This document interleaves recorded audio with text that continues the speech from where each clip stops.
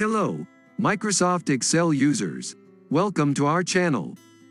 If there are hundreds of blank rows needed to be removed through the whole Excel sheet, you will be frustrated.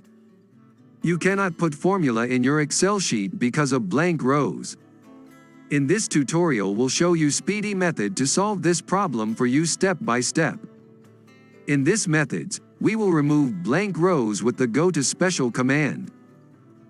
To solve this jobs, you need to open your worksheet and we have filled some random data in it. Step 1. Select the range you want to remove blank rows, click Home tab. Then in Editing group, click Find and select and finally click Go to Special. Step 2. In the Go to Special dialog box, check Blanks option. Step 3. Click OK.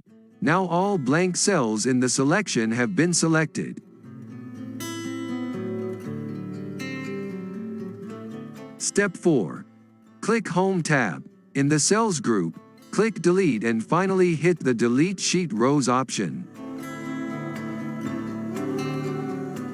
It will delete your empty rows within a second. Isn't it great? So, hope you have achieved some valuable information. If you like this demo, please subscribe our channel for more valuable tutorials. I will see you in the next tutorial. Take care.